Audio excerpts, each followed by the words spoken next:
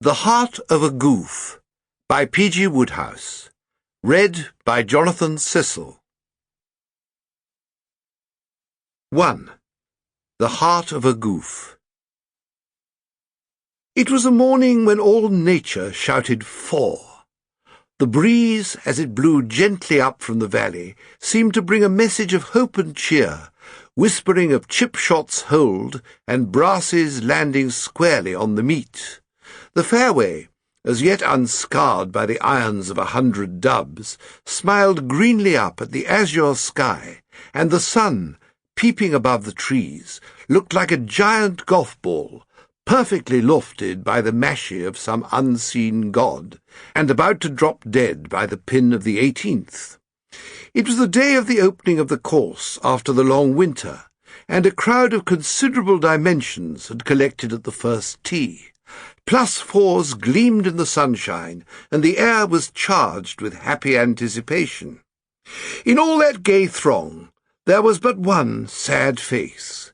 It belonged to the man who was waggling his driver over the new ball perched on its little hill of sand.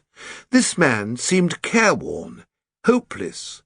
He gazed down the fairway, shifted his feet, waggled, gazed down the fairway again, shifted the dogs once more, and waggled afresh. He waggled as Hamlet might have waggled, moodily, irresolutely. Then at last he swung, and taking from his caddy the niblick which the intelligent lad had been holding in readiness from the moment when he had walked onto the tee, trudged wearily off to play his second. The oldest member, who had been observing the scene with a benevolent eye from his favourite chair on the terrace, sighed. "Poor Jenkinson," he said, "does not improve." "No," agreed his companion, a young man with open features and a handicap of 6, "and yet I happen to know that he's been taking lessons all the winter at one of those indoor places.